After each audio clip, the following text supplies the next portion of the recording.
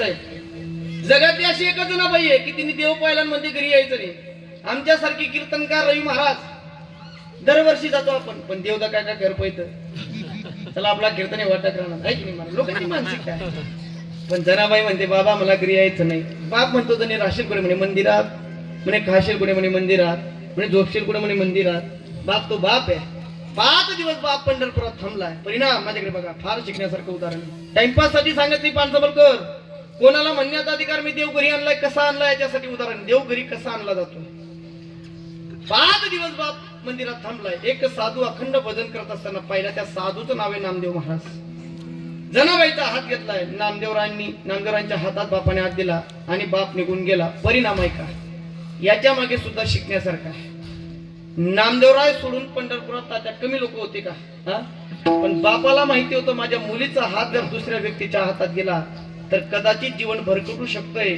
मग याच्यावरून शिकण्यासारखं असं पानसमलकर, तुम्हालाही तुमच्या मुलाचं किंवा मुलीचं वाटोळं करायचं नसेल तर तुमच्या मुलीचा आणि तुमचा मुलाचा हात योग्य माणसाच्या हातात द्या. त्यांच्या जीवनाचं कल्याण होईल. आमचा पाया पडतात. तुम्ही का पाया पडतात? आमची पात्रता नाही तेवढी, पण आमच्या आई वडिलांनी आमचा हात वारकरी शिक्षण संस्थेच्या हातात दिलाय म्हणून तर लोक तुम्ही पाया पडताय.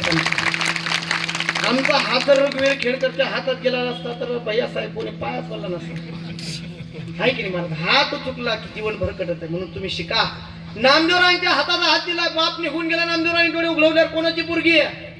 नाव विचारलं म्हणजे जनाबाई आहे. कशासाठी आली म्हणे देवाला पाहायला. म्हणे राहते कुठं म्हणे मंदिरात. म्हणे खाते कुठं म्हणे मंदिरात. म्हणे घर म्हणे नाहीये घर. नामदेवरायांनी जनाबाईला घेतलं पानसमलकर आणि नामदेवरायांच्या घरी जनाबाईला आणलं. आता नामदेवराय काही एकटे नाही. नामदेवाचे घरी 14 जणी स्मरती हरी. राधाई गोनाई दोघी सासू सुना, नामा दामा दाना बापले का, नामा दामा दाना बापले. किती लोकांचं कुटुंब आहे? 14. आणि 15वी कोण आली?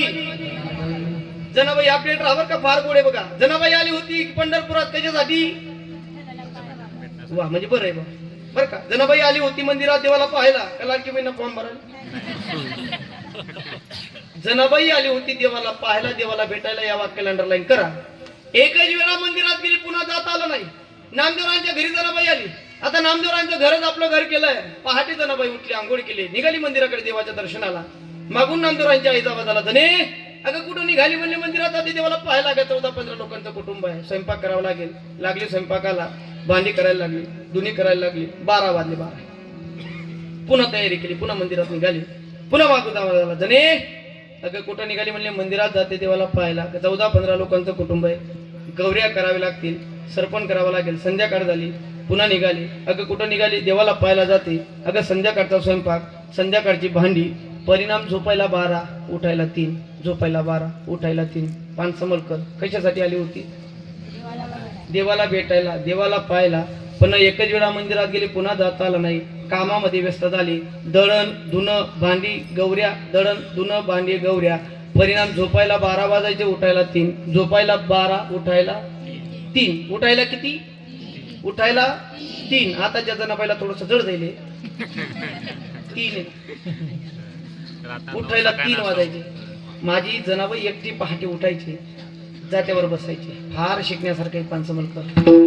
माझी जनाबाई जात्यावर बसायची, एकटी रडायची. जात्याच्या मुखात धान्य टाकायची, खुंट हातामध्ये घ्यायची. या गप्पाने बरं गप्पा, प्रमाणे प्रमाण. किती गोड म्हणतात ना बघा. जात्याच्या मुखी घाली ते ग मोत्याची दाणी. माझी जनाबाई एकटी पहाटे उठते, खुंट हातामध्ये घेते, ज्या जात्याच्या मुखात धान्य भरते.